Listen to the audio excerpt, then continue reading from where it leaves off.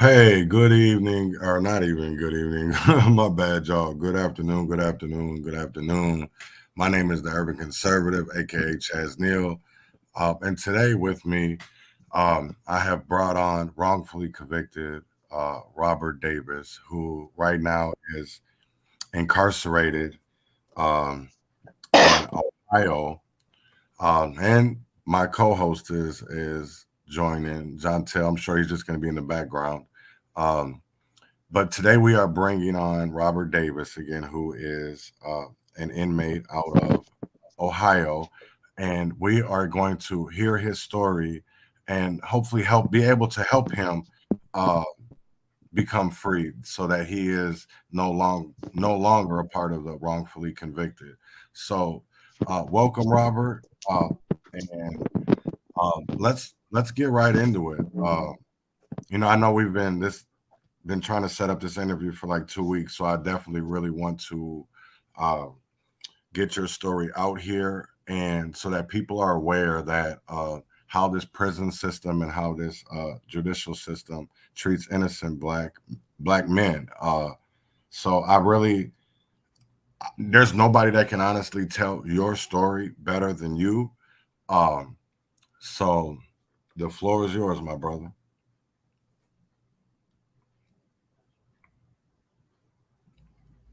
Hey, how y'all doing? My name Robert Davis. I'm from Akron, Ohio. Have been incarcerated for 11 and a half years for a murder that I did not commit or have anything to do with.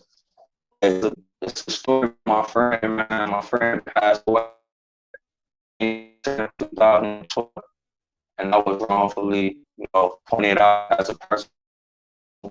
So when the situation happened, a lot going on there, at my house and everything. And afterwards, people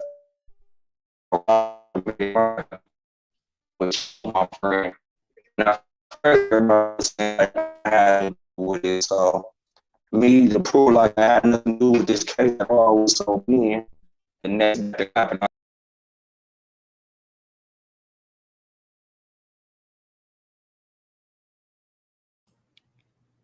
Damn, I know where he's at. He is having when you're behind behind those walls, it's hard for individuals. And I know he has a link, so I'm hoping that he comes back. I'm going to start putting some of the transcript from his appeal, a part of his appeal process, and the comments on Facebook. So I know that he's having issues, and he might just have to call me to make this easier. Thanks, Chantel. So I'm gonna put um, parts of in here in the chat, in the comments about Robert's story. He's So here. If you want to yep. go ahead and speak, man.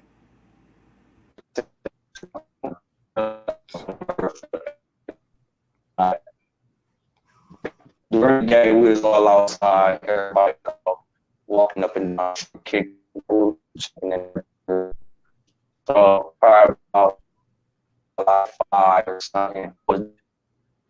We going down there, was like 15 people in there smoking. It's my normal routine. So after that, we left. Everybody, a lot of people left, and then went up to my house. So up at my house, we gambling and smoking on the porch. So I ended up going in the house for a second to go use the bathroom. Damn, it did it again.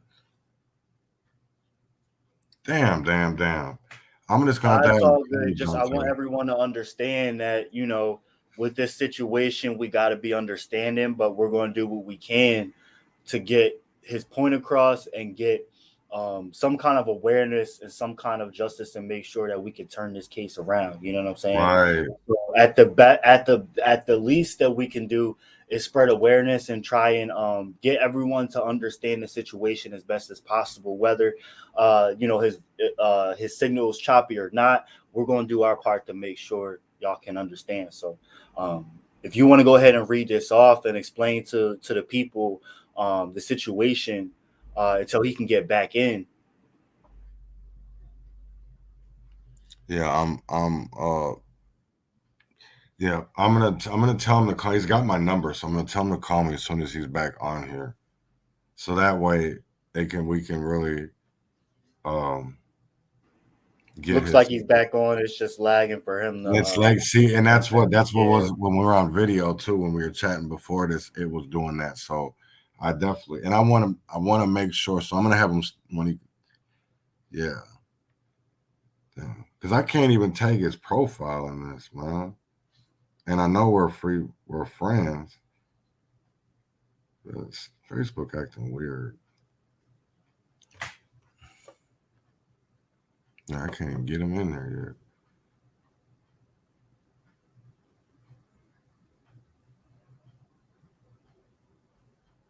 So what I'm gathering is he was convicted of a crime he didn't commit. Right, right, and that's what I don't how I read it was from the transcripts is that something went down, but that he wasn't there. You know what I'm saying? Or Got you. that's how I read it. Doesn't mean that that's how it went. Um, but that's how I took it from reading the transcripts. And to me, his lawyer didn't do a very good job at defending him either. Because I mean, just even reading off stuff. Hey, Robert. What the hell?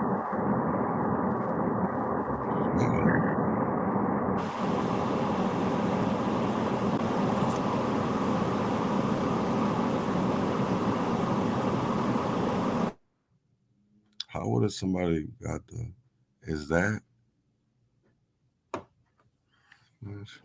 There you go. Can you hear us, man? Hey, hey, Robert. If you can hear me, brother, call me. Just call my number that I know you got my number. Call me.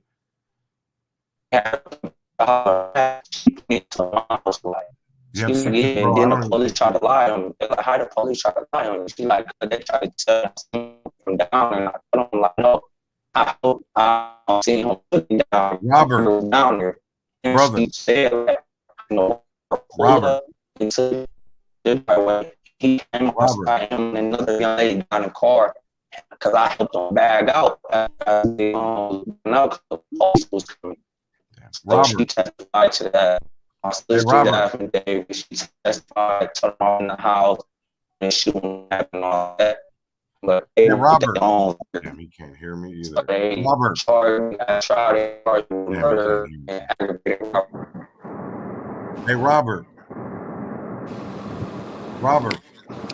Yo, And he keeps on taking him off and on, and I don't even think he knows it. yeah. Because I think if he calls you and you put it on speakerphone, it Speaker, probably right? works It'll better be that way way. Yeah. better. And I got to get him to be able to understand that, though. Right, right. Hold on, let me see.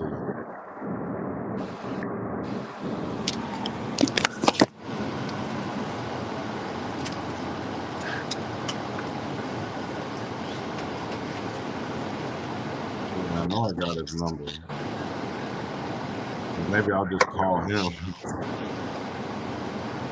That might be the best way to do it. Because I think he did send me his number. Yep. I don't know. That's the wrong one.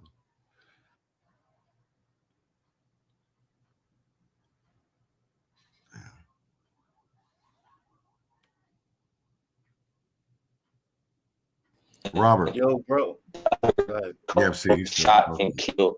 That was his statement. Then he said, I ran and I helped him get away. I was a getaway car driver.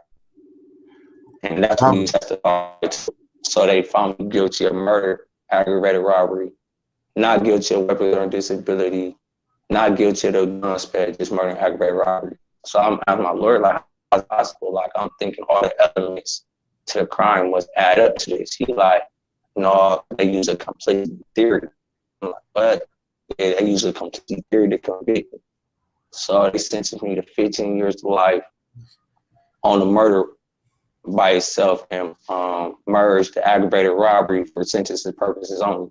So I ended up with 15 years to life. So as I go down, See, he keeps on going in and out. Damn. Oh.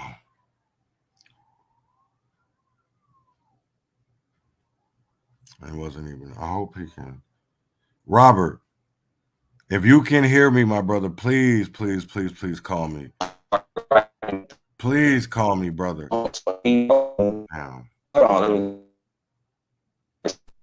I was like, dang, but like, what's up? Like, how you doing? Like, what's up? Like, you telling people I'm not supposed to be in jail, but yeah, I'm still sitting in jail. Like, what's up with this? Like, so he wrote me back, like, he like, yeah, you know, I have and everything. Like, I apologize. I got you in here doing time for something you had nothing to do with.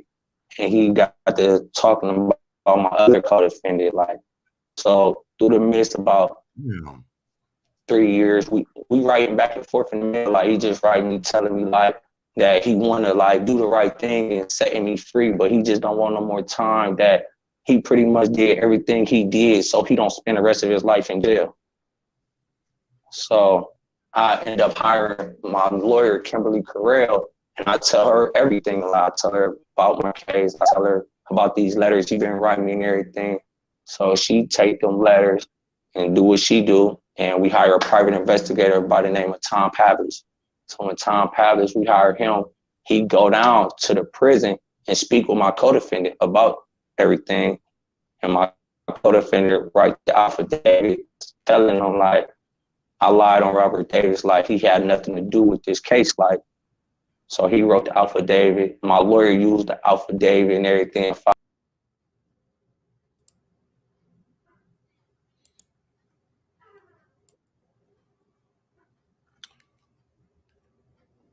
Damn, man. And he can't hear me either. So when she filed that, they granted. And she got to file a motion for the new trial. They granted that. So they granted all the way into the evidential hearing, which was December 18, 2019. That was the first part of it. But due to the fact my co-defendant was there to testify to the affidavit that he wrote, they rescheduled like January, like 8th or something. So when January 8th he come in there, first thing they said, like, there's the issue with time on the table. Can y'all up his charges and give me more time? So they're like, no, we cannot. So once that's settled, he testified. He tell them the truth this time. He tell them that on the date of January 10, 2012, he asked me, did I want to do it? I said no. Him and my other co-defendant went down there and did it. And he robbed dude and the other one shot. He said that he took off running. He ran up the street. And that's how he got away. And they asked him, like, why did you lie? And say, Mr. David did. He like, cuz I thought he was telling. Like, what you mean you thought he was telling? I thought he was telling, like, he is the reason that the police knew that I did it. Once I thought he didn't, like, I'm coming forward now and telling y'all the truth, but I also didn't want to spend the rest of my life in jail. So they asked him, was it pressure, was it coerced or anything? He like, no.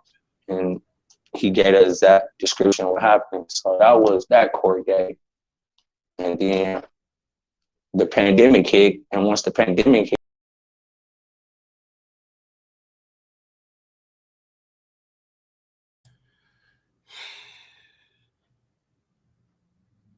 boy, independent media, boy, we crazy. Robert, if you can hear me, brother, please call me. Please call me. Please call me.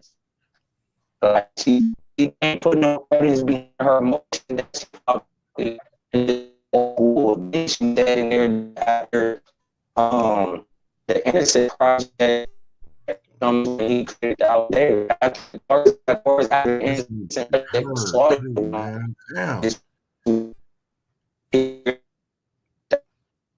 now I'm just in this to get my word out there. Yeah. Robert. Can you hear me? Yeah. Hey, can you call me? Because yeah, I can hear you now. Yep, you've literally been going out the whole time. We've got people listening and are asking questions, but you're going in and out. So can you call me? Because we're gonna have to start this. I'm not gonna restart the live, but I'm gonna need you to restart the story. So call me up that number. Okay, so why can I don't know why. I think it's because of the data connection. Okay. All right. So what you want to do? Leave here and call you? Yep. Just leave the studio and then just call me. Just click out of the studio and then call me that number. Okay. All right. All right.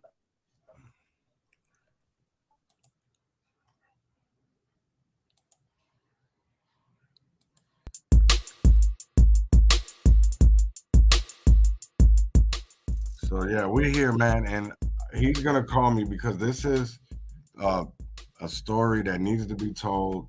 We need to hear as many wrongfully convicted stories, and hopefully that we can help free these people. You know what I'm saying? Because nobody who is innocent deserves to be in that type of predicament. Nobody deserves to be behind bars.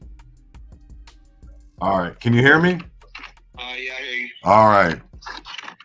So I'm gonna put you right by the speaker so that way you can hear me and the people will be able to hear you.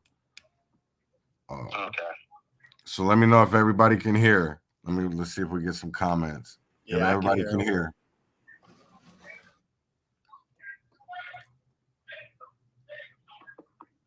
All right. So let's start over. Everybody, this is Robert Davis, who is a wrongfully convicted inmate out of, I call it enslaved.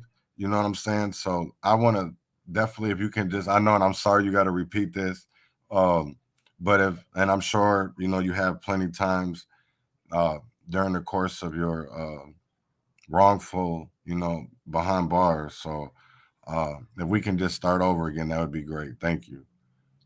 Okay. Hello, everybody. My name is Robert Davis. I'm from Akron, Ohio. I'm wrongfully incarcerated for a murder that involved my friend that I did not do or have anything to do with it. So I'm going to take you all through the story. So I've been incarcerated for 11 and a half years, since 2012, January. So it all started on January 10th, 2012. A normal day for me started off and ended in a terrible day. Changed my whole life. So January 10th, 2012, I'm out enjoying, having fun, kicking with my dudes, walking up and down the street in my neighborhood.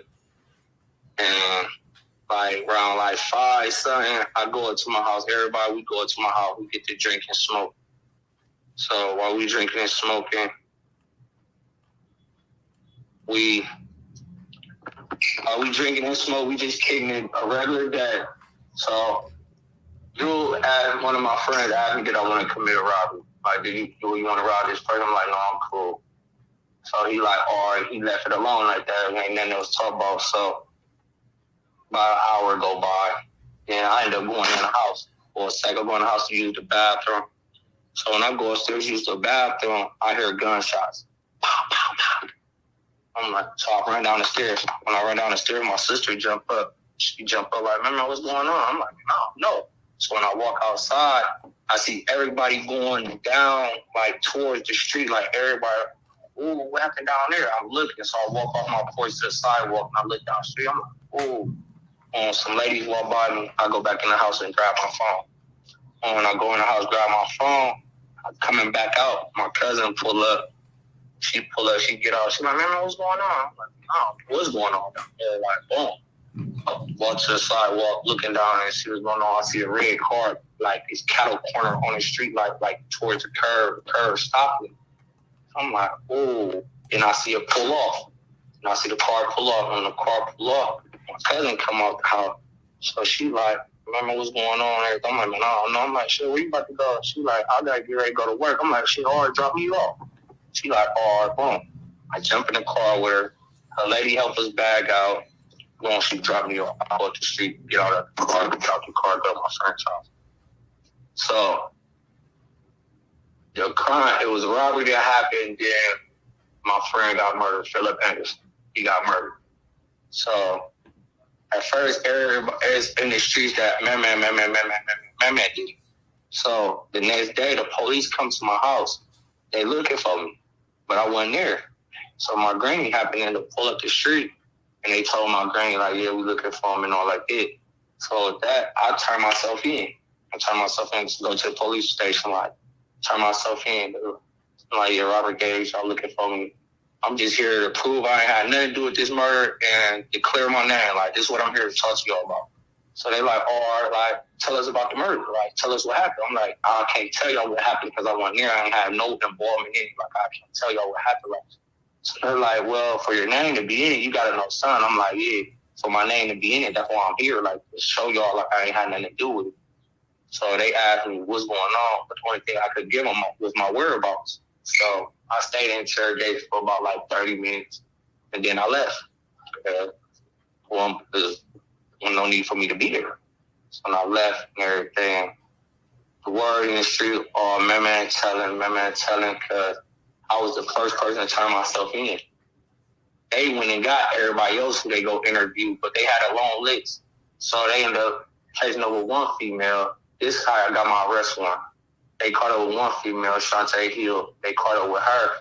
And at first, he told them, like, no, I don't know nothing about it and all like this. Then she ended up calling them back. Like, yeah, I do got something to tell them. Boom. So when she called them back, she went down there and gave up a statement, told them that she was right there when it happened.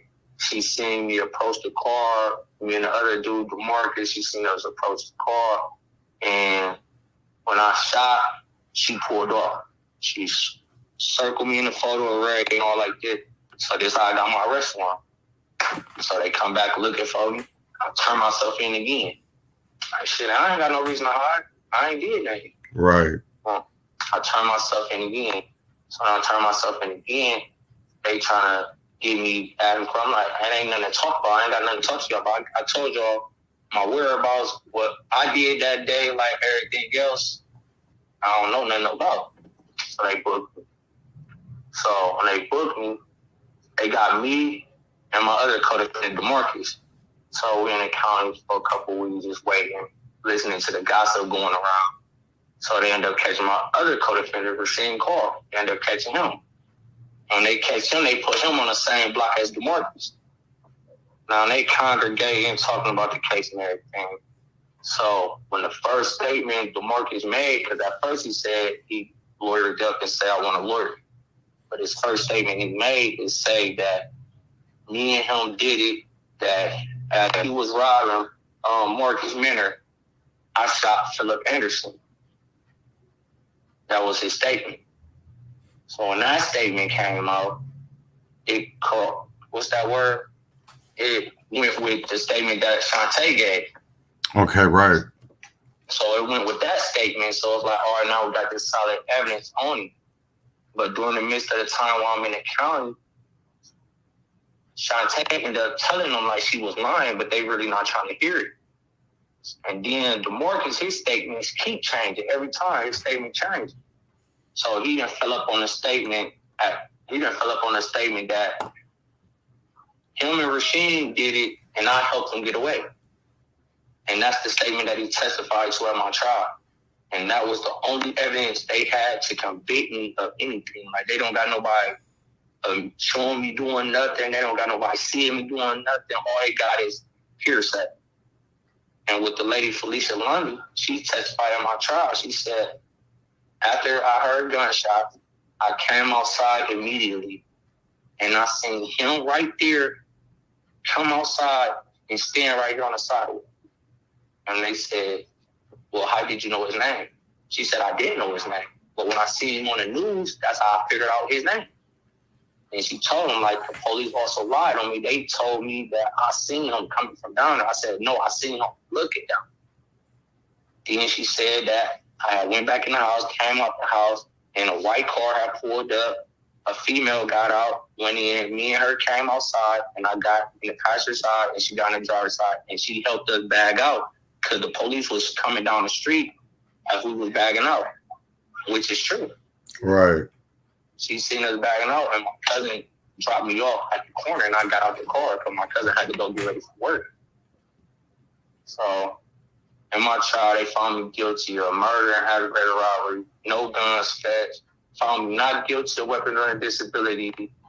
But I also went to trial with my co-defendant, though. At this, see, that's what's something that I want to get into, because looking at your appeal transcripts, I see a couple of errors that you brought up, and those errors I want to bring up because it's stuff that I feel like wasn't spotlighted by your attorney, and I want to show that that's one thing that's wrong with the system too, as well, is that, you know, these lawyers don't always fight for us, and especially when it comes to our freedom, because I want to know is, why wasn't it brought up? Like, did you ask to separate your trial from the other defendants? Yes, I had asked my lawyer, Walter Madison, to separate my trial, but he said that he don't feel it's a point for our trial to be separated because there's no evidence used against you. Like, there's no evidence against you. Like, so, like, we could bring up the raise, but, like, we're going to fight. Like, and I'm like, at the time, I didn't know that we could have separated the trial just off it being more evidence against my co-defendant. Right. And that's what I wanted to bring up, too, because I felt like with everybody going to trial together, I kind of felt like that hurt you more. And you're not the first time that I've seen this with. And I find it hard and weird that it's always the ones that take the plea deals who did the shit. And then so that I just never understood that, because it's like when there's hearsay or somebody taking a deal and the benefit for themselves to go up there and do whatever they want to tell, and then other people got to reap the consequences of their actions. Right. You know what I'm saying? Because I don't think a lot of people fully understand either. And I don't mean to cut you off, but because it's during this fight for, you know, this isn't, I also was a part of My Umbrella up here in Minnesota, right. Is that even with the Supreme Court, innocence is not enough to overturn a conviction. Right. And that's what people don't realize. And it's like, well, then how are you supposed to get people free then if there is no, you know what I'm saying? So it's like, it hurts me to hear stories like yours, because you're not the only one. You know what I'm saying? And I hope that people listening, because we're not nowhere near done with yours. But I really wanted to say that because I don't think people fully understand the wrongs that are done in our judicial system. All right. And it's so crazy because 95% of the stuff that was said in my trial would have never ever got brought up if I had a trial by myself. Right. Like my other co-defendant, because it was an eyewitness in the backseat named Alex Wells. He was in the backseat when it happened. Yeah. If he would have never been in the backseat and gave up the statement that who the real shooter was, I honestly believe I would have got convicted as the killer because of DeMarcus' statement of what he was saying to at first. When Alex Wells came forward, that's when a lot of things in the case shifted. They're like, okay, now we got the eyewitness that was in the back seat. Right. Now, this how crazy things is, because his testimony, he said he's in the back seat, but he came down the street, and when he stopped in front of my house, there was a lot of people in front of my house, but he didn't see me. So he said he went down the street. He went and got in the car with Philip because Phil was about to take him to go pick up his little brother. And in the midst of him about to pull off, that's when the robberies happened. And when he came forward and said that, but they also got him to say on the stand that, now his sister lived in Channelwood Apartments. Okay. In the back. Everybody know him that know in your sister's house. He said he went to his sister's house after it happened and stayed there for the rest of the night.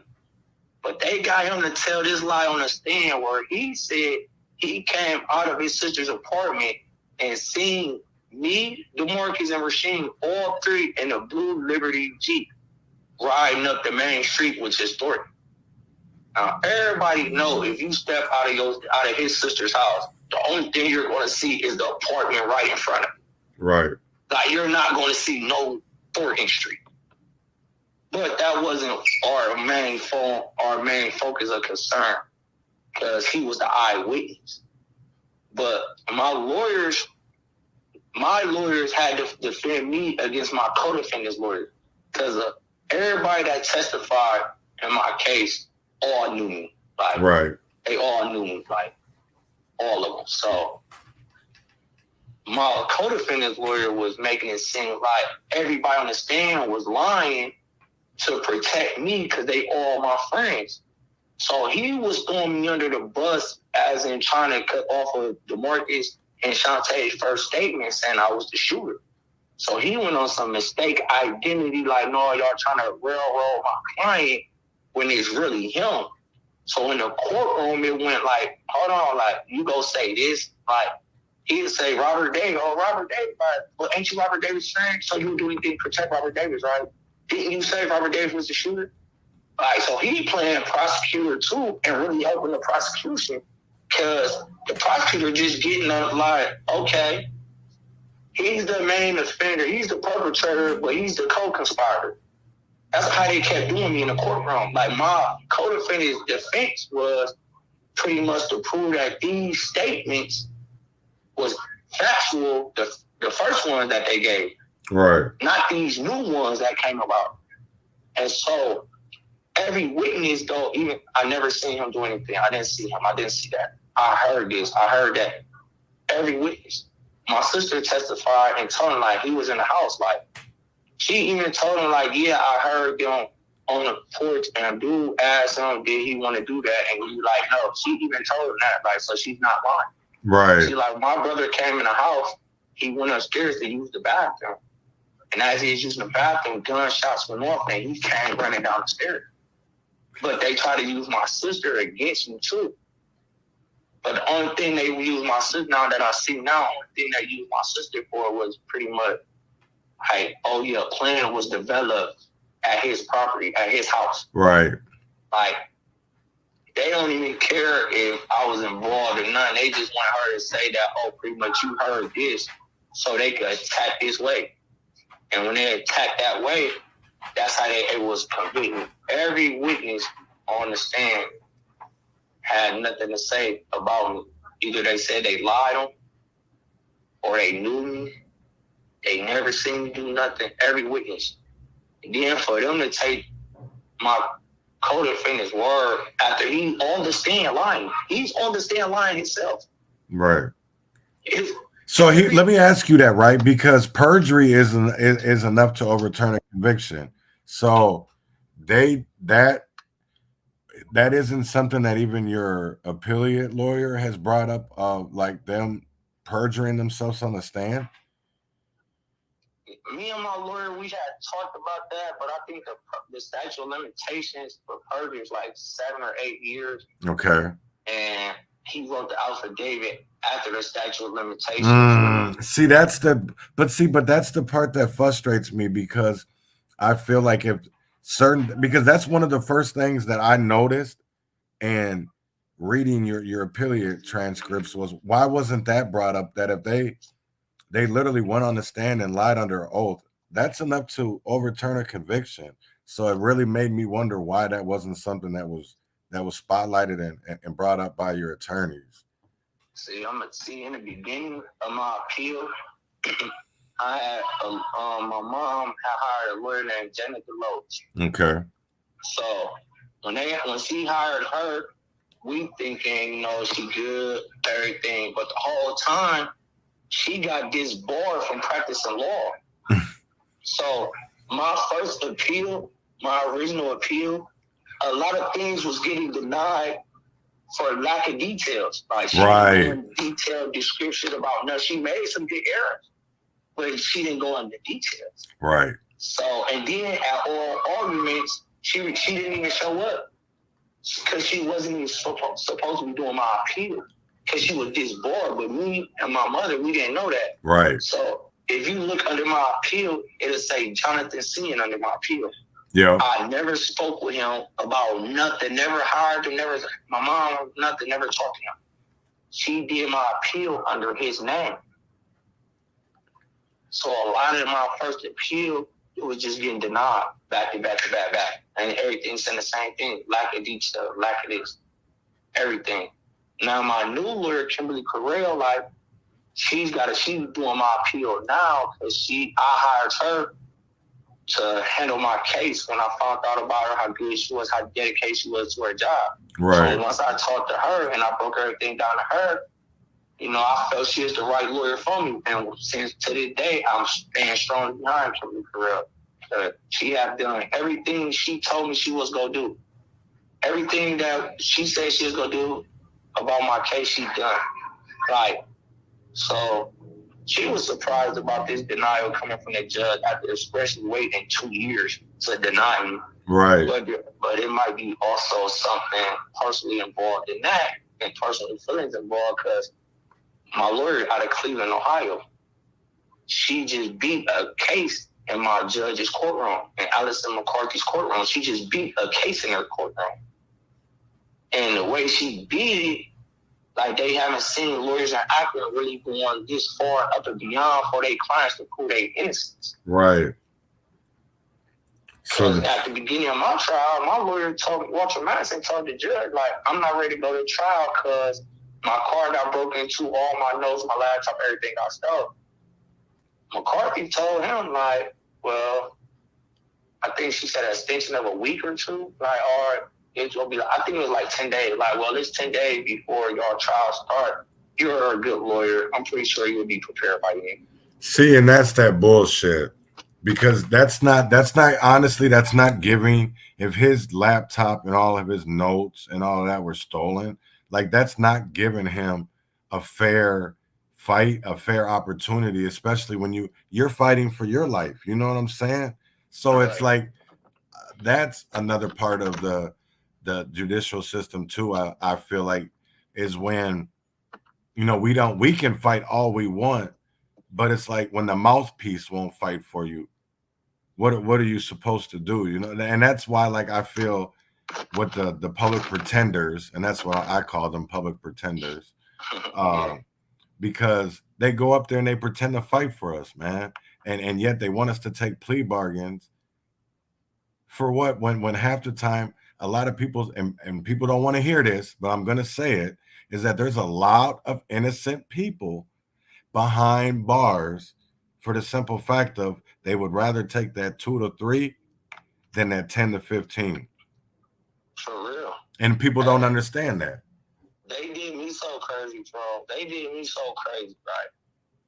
Now, June 18, 2012. Yeah. Now, my lawyer already telling me, like, all right, we about to have a court date. They go push your trial back, and this was going to happen.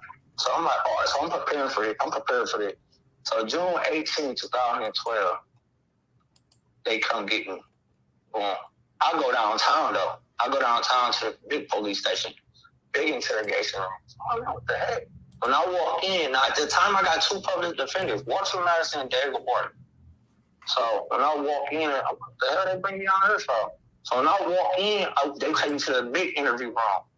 It's Walter Madison, David Labori, Cody Peacock, the head detective, and yeah, that's what it was. Cody Peacock, the head detective. So that's how they start the meeting. I'm like, what's this about? My lawyer, I'm like, what's this about? They're like, oh, no, they just want to talk. So we're here to talk. I'm like, okay, sit down. That's how they start the interview off. They push a statement over. The Marcus Williams first statement, they push a statement over. They're like, yeah, we got enough evidence to give you 25 to life right here, right now. So I'm reading the statement. I'm like, well, y'all just gonna be convicting an innocent man because this wrong. Right. They're like, but if you testify against Rasheem Carr, we give you, no, they said if you testify against Rasheem Carr, we'll drop the murder on you and only charge you with aggravated robbery with the gun specification It's your first offense as an adult, so you're going to get the minimum. Guarantee you'll be home in under 5 years. I said, what? I said, oh, no, I ain't doing that. I said, I ain't doing that. I ain't had nothing to do with this case. Like, they like, all right, you say you ain't had nothing to do with this case. Will you be willing to take a polygraph? I'm like, yeah, I'll take a polygraph. They like, all right, if you take a polygraph, if you pass or fail, you still must testify. I said, I'm not testifying to this because I had nothing to do with this. Like, I'm not testifying to nothing. They're like, well, we get no benefit out of you taking a polygraph. I'm like, what? I'm like, well, should I just pay for the polygraph myself? Like, again, they say you can pay for it all you want yourself. Like, the jury will never hear these results. I'm like, I'm looking at them crazy, like, how is that possible? They like, a polygraph is inadmissible because they're not 99.9% effective. I said, wow. They're like, yeah, so we get no benefit out of you taking a polygraph. So the only way they was going to give me a deal with this case if I testified against my other co-defendant. And once I told them I had nothing to do with it, they pretty much like, shit, say what your co-defendant is saying in this statement. And then they passed me the real statement that he's saying. Right. I'll read the statement. Now I'm saying him and Rasheen did it as he was robbing him. He told him to just hold your gun, make sure nobody runs up. And Rasheen took upon himself to rob Philip Anderson, and then he shot him. But he said he ran through the alley. Rasheen's mom's car, he said Rasheen's mom's car parked in the alley. He ran through the alley and made it to the car, and I just pulled off. I'm like, where is this getaway car even coming from? So they never. Everybody's statements say everybody in front of my house on the porch, we've been on foot walking all day. Right. But they didn't put in the midst of a time that this boy, Rasheen, went all the way from the southwest side to the east side and drove his mom's car back when he was just seen by somebody else in front of my house. Like, it's not no 10, 15 minute, like window that they talking about. They talk about windows like 3 to 5 minutes. I'm like, where's this getaway car even all this coming from? So I'm like, man, this ain't even right. They're like, man, I had nothing to do with it. They like, well, tell us what happened. I'm like, I told y'all everything. I told y'all, man, this is what I did that day. Like, they like, what did you do in the midst of this crime? I was in the house in the midst of this crime, using the bathroom. That's what I was doing. Now you said that, they are pretty much like, okay, you want to be quiet with the streets, you could go down with the streets in the interview. So I'm talking to my lawyer, I'm like, man, you see that shit? How they just try to do that? You see that first time they try to do, now they coming with this one? So he like, yeah, like, we just not learned to this state. I'm like, wow. I go back to the county. But they never came to me about no other type of plea deal, but they testified and lie on another man for my own personal satisfaction. Just so, we ain't gonna give you this much time, but we gonna give you this time. Just admit you had something to do with this crime and say this to go along with your other co-defendant statement, and we gonna do all the damage to your other co-defendant. So let me ask you a question. Did they ever do any fingerprinting in the Buick? Yeah, they fingerprinted me once I got to the county. No, but I'm saying of like, did they take any fingerprints from this? Like, because they're claiming you were the getaway driver, right? Right. So did they take any fingerprints off of the steering wheel? They never had a car. See that, but that's what I'm saying, because as I'm reading your affiliate, your transcripts, these are questions that even me and somebody that only, let me say, I have no legal, no background, I have no law degrees. I just see shit, you know what I'm saying? And I'm pointing out things, but it's like, if there never was a car, and Williams and because that's what I'm reading, is that Williams testified that car parked his mom's car behind your house where you were staying, and then you were the getaway driver. Of like, that's something else that your lawyer should have brought up as well, is, okay, if he was the getaway driver, prove it. Where is their fingerprints? Is there, because It was somebody. It was his mama's car that they said that they was used in the crime, right? Right. So why wasn't that brought up as evidence? And see, that's what it's. Yeah, that lawyer was not fighting for you at all. Man, listen. During the midst of the crime, they took not fingerprint, tire marks, like casings of it. But in the back of my house is an alleyway. Cars drive up and down this alley throughout the whole day. My neighbor owns trucks and everything, and they originally our driveway is in the backyard. Okay. But we don't park back here. Yeah. But my neighbor, he goes in and out that driveway, out of his driveway, and he got big trucks and everything. So they take tire casings. The night that it happened, though. Yeah. The night it happened, they take tire casings, right? So during trial, now y'all saying it was my co-defendant's mom's car, but not once did y'all ever go to this lady's house to try to look at her car or anything. So during trial, my lawyer asked him, like, what do these, y'all saying y'all got these tire cases, like, what do these cases belong to? So the head detective like, well, they was just in the back and everything, they came, it looking like this. He like, so was there any other cars back there? Like any other cars? And the detective like, yeah, the next door neighbor had cars and everything. He like, so whose tire tracks are these casings? The detective like, we don't know. So my lawyer like, pretty much these could be the tire cases of my motorcycle. Like, the detective like, yeah, you're right. It could be. He like, so these are nothing, right? Like, yeah, these are nothing. Like they say, if you say this man's mother's car was used, and y'all got this statement already, why do y'all never go to this man's mom's house and look at her car and see if these tires and everything? They never did that. Right. They ran with the theory. They ran with the theory to convict us, to convict him. So that's the theory they ran with.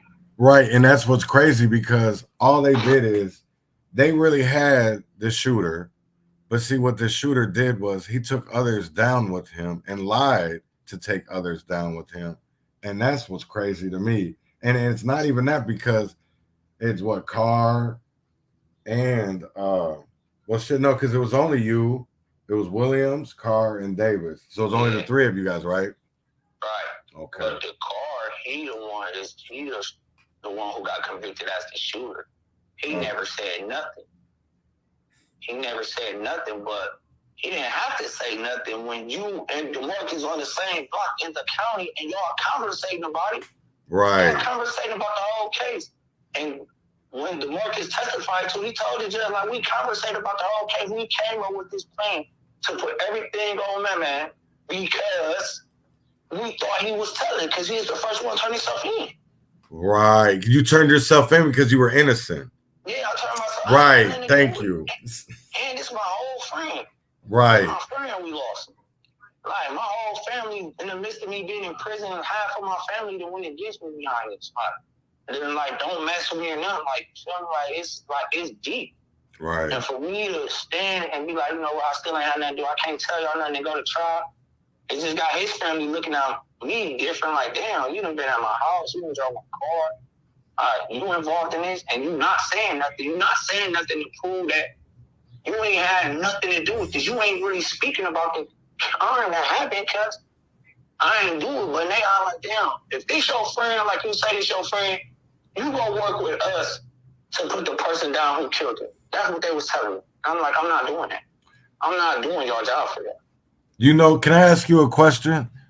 Yeah. If you could go back in time, would you have did it? Would you have told? No, because I can't lie. I tell them the same story I told them right now. I can't lie. Right. I really ain't had nothing to do with this case. I'm going to tell y'all exact same story. So you weren't anywhere. So it was you weren't anywhere near the robbery. You weren't anywhere near the shooting. So literally, what you went and told the police when you turned yourself in was the truth. There was no lying about it. You didn't change your story up to satisfy others. You told what was your truth. I told them what was my truth, what I did, how I walked up and down the street, whose house I stopped at. I told them I was down there before it happened. I told them everything. Okay. I did. And that's why after that initial interview, on the interrogation room, they had to let me go. Y'all can't book me. I didn't do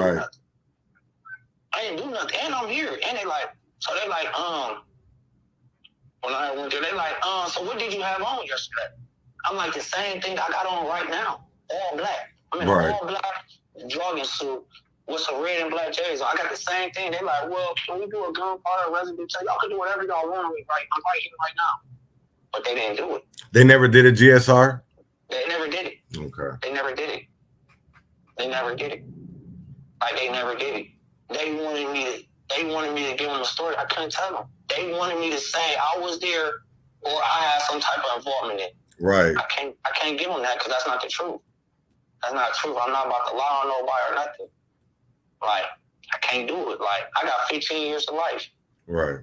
Like, it's not nothing to be playing with. It's not nothing like, I just told them, like, it's my truth. And they know that's the truth. That's why every witness told y'all I had nothing to do with it. And it's so crazy because the main witness, Alex Wells, y'all giving him money out of the victim awareness, helping him get to work and all kind of stuff. Like, what is he a victim of for him to be getting money? No, that was money to cooperate to give us the right. That's what that money was for. Because he said he seen her driving up the street in a blue Liberty truck, Liberty Jeep. Now, a blue Liberty Jeep is like, she's not my aunt, but she's like an aunt to me. She live around the corner. I drive her car all the time. Like, y'all, what? The car that y'all describing, that's my co-defendant's mom car. Y'all describing a tan car, a tan SUV. So, like, I just knew it was just so many lies involved, and the whole thing was a conviction. It wasn't about the evidence. Because all evidence proves I'm innocent. Every witness. But I just feel by looking at your appeal transcripts is the only reason why you were convicted is because your trial was bunched in with everybody else and not separated like it should have been. For real. And that's just, wow. And I want people to see how this is because this is Akron, Ohio we're talking about. We're talking about Summit County. Is this Summit? Yep, it is Summit. Yep, because I was just I was just out there last year for Jalen Walker, so I do know how like Akron is. I'm actually dealing with another impacted family that her husband was killed by the Akron Police Department.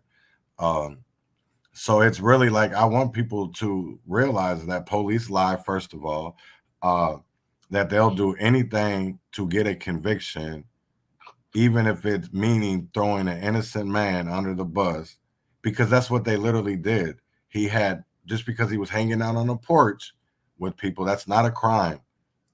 That I want to say it again, hanging out on a porch is not a crime.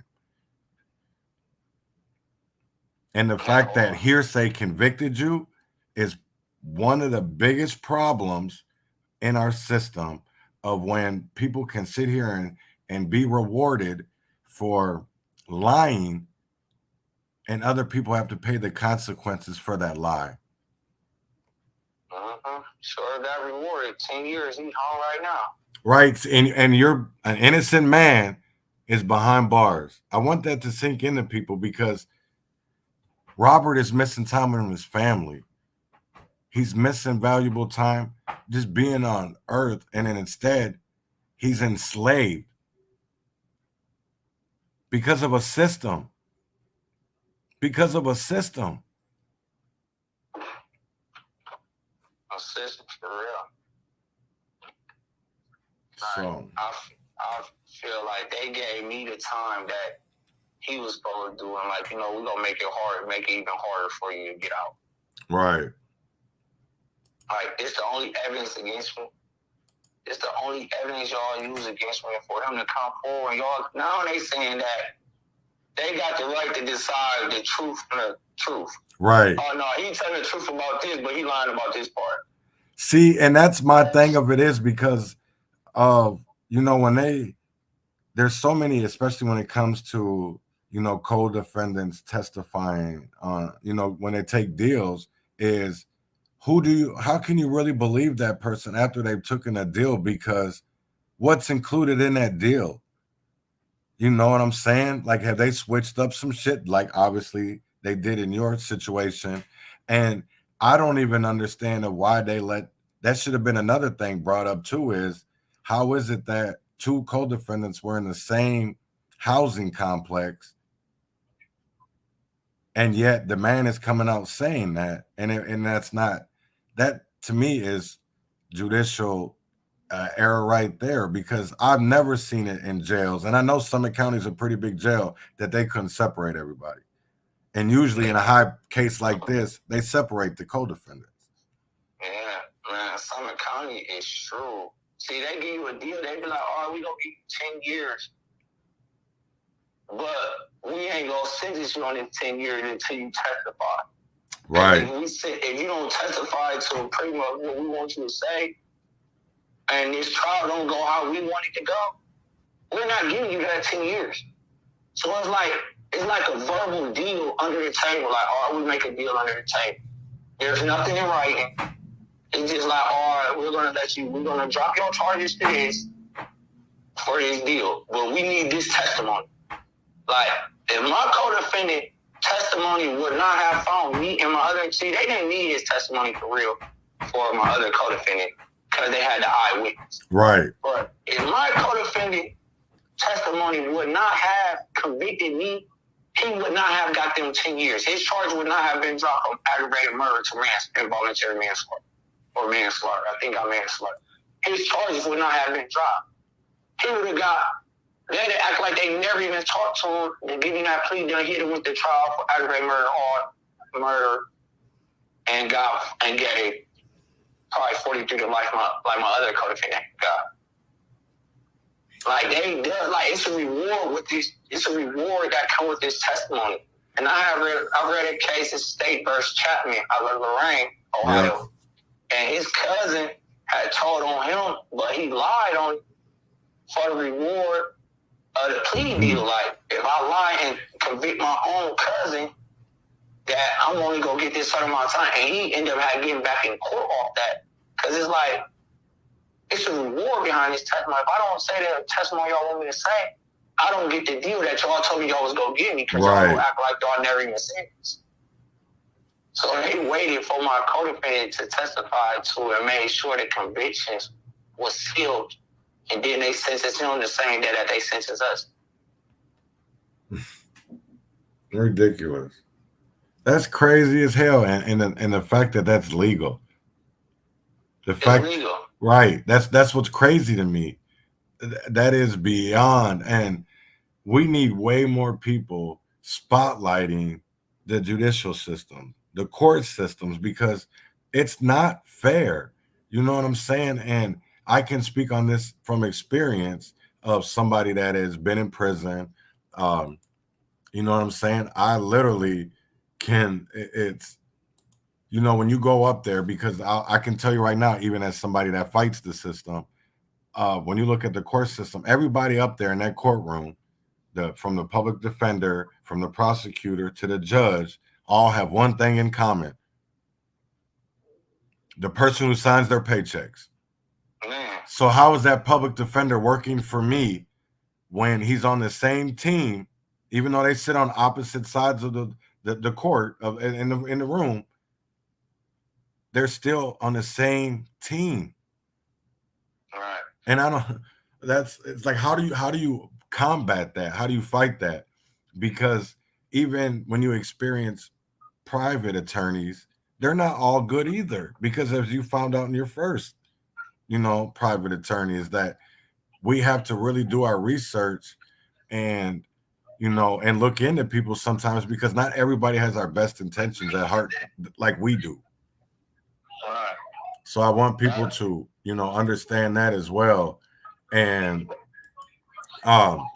we're going to end this today, but we're going to bring Robert on next week. And we want to get into more of this. And I want to get into more of, of the story, because I really want to get into Jasmine. Is your cousin? No, Jasmine, that's my sister. Your sister? Okay, I'm sorry about that. That's your sister. See, it's so crazy because my lawyer is so crazy. Washington Minus is so crazy. He never even subpoenaed my cousin Jasmine, the driver of the white car, right, to defend me. He never did that. See, and I've been trying to reach out to your attorney, And so that's why this next part, because I left another voicemail this morning. So I really want to do a part 2 next week, Wednesday, same time, so that way I can talk to your attorney and even see what can we do going forward to get you out. There's got to be some kind of, pardon board and Ohio. There's got to be some kind of conviction review unit. There's got to be something that we the people can help do beyond just you coming on a podcast and hearing your people's story. I want to get people involved. So I definitely please, if you're just jumping on, replay, because this is important. We have an innocent man that is sitting behind bars for no reason, for just sitting on a porch. And there was no physical evidence. There was no testimony that places him at the scene of the crime. So I really need people to hashtag free Robert Davis, and we need to free this brother. So please come back next Wednesday. We'll be here next Wednesday, and we'll be bringing Robert back on. And hopefully, if we can get in contact with his lawyer, I'm going to also ask the lawyer to be here too, so they can explain in detail the errors that have been done with Robert's case. So until next week, please come back. Please come back. Yes. So next Wednesday, 1:00, same time, same place, and we will be here. Robert, thank you very much. Don't get off, because I'm on here anyways. I got you on my phone, so don't worry about it. So yes, y'all, win or fail, freedom or jail, heaven or hell, wish us well. Y'all have a great one.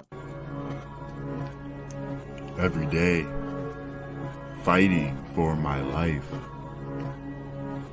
Every day, fighting for my life. Fighting for my life.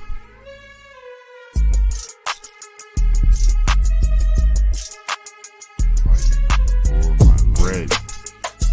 Grew from the seed you thought was rot. I think not. Fire bred desire to rise above denial, to rise from former ashes to face new trial for more triumph. I am enough. Trial to triumph. I am enough. Every day I fight for my life. Every day fighting for my life.